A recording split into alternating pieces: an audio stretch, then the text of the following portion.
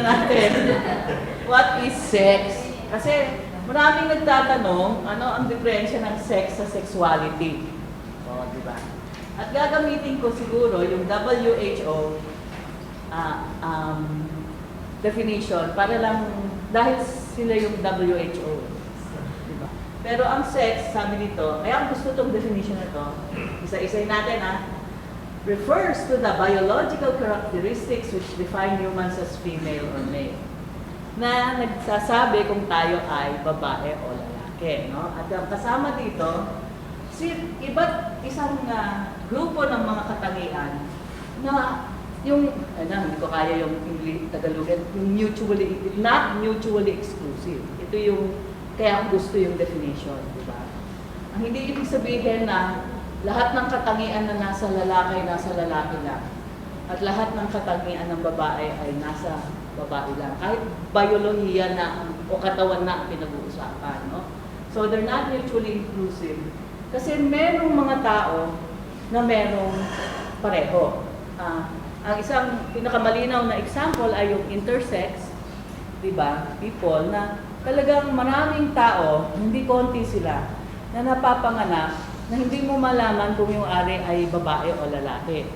Kaya ang problema sa mga intersex people, babies pa lang sila, bibigyan na sila ng sex, usually male, may preference for men. Tapos, paglaki nila, ang identity pala nila, babae. Diba? So, pangalawa dito, these characteristics tend to differentiate. Medyo, di ba? Sa ilang pangkaraniwang, sa maraming pangkaraniwang sitwasyon, ay maging malinaw naman, no? Pag tinignan, kung alin yung katawang babae at yung katawang babae. Kaya hindi naman sa useless, pero ang ayaw lang sinasabi nitong definition, huwag niyong ilahat, huwag niyong lalahatin. Tapos, ito yung sabi ng WHO, kahit hindi siya umaayon o tumutugon sa ordinaryong pag-unawa ng karamihan, ayaw nilang isama ang sexual activity sa definition ng sex. At bakit? Sapagkat isasama nila sa definition ng sexualidad o sexuality, no? At mamaya makakatulong din ito. Sabi nila, ang sexualidad ay isang sentral na aspeto ng pagiging tao. At meron tayo niyan throughout life. Kaya meron tayong baby na umalis throughout life. At ang kasama ng sexualidad ay yung sex, yung definition nga ng biological characteristics that tend to identify you as female or male. Gender identity. No? Ang identity ay babae ako, lalaki ako. No? At nililinaw natin ngayon na ang gender identity ay maaaring hiwalay sa sexual orientation at maaaring minsang hiwalay sa biologically assigned sex. Parang pagkali naman nakagad kung yung LGBT, di ba? Lilinawin natin ang biological sex, usually binabase siya dun sa nakikita sa katawan mo pag ikaw ay napanganak. At very often, kahit ikaw ay pinanganak mo lang walang breasts, basta ikaw wala ka pang breast development kung babae ka, di ba? Baby ka pa lang. Basta yung usually based yan doon sa kung may sa arik ng tao. Diba? Okay, yun ang sex. Ang gender identity ay ang pananaw mo kung ano ka, babae ka ba o lalaki. Kadalasan, o ang gusto nilang palabasin, ang normal ay kung ang iyong ari ay sa lalaki, ang identidad mo ay lalaki. Kung ang ari mo ay sa babae, ang identidad mo ay babae.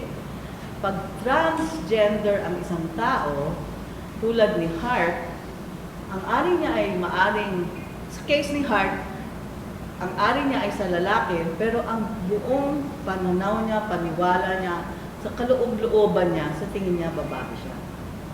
At hindi si Hart nag-iisa, at hindi siya isang weird na tao. No? Maraming trans people sa mundo. So, nangyayari din yung gano'n. O yung the other way around, no? Babae ang kanyang genitalia, in other words, may puti siya, pero ang buong pananaw at tingin niya, habang lumalaki siya, early minsan 4 or 5 years old, man ang tingin niya sa kanyang identidad or gender identity. At so, kaya nila sinasabi, iba ang sex sa gender identities at iba pa yon sa roles. No? Kasi pag once nag-identify ka na lalaki ka, meron ka ng mga, sa tingin ng iyong lipunan at sa tingin na rin mo, ay mga kilos at gawain na dapat ay gagawin mo at bagay sa'yo. At once nag-identify ka as female, meron ding kilos at gawain na maaring at sa tingin ng lipunan at sa tingin mo ay bagay sa'yo. Okay?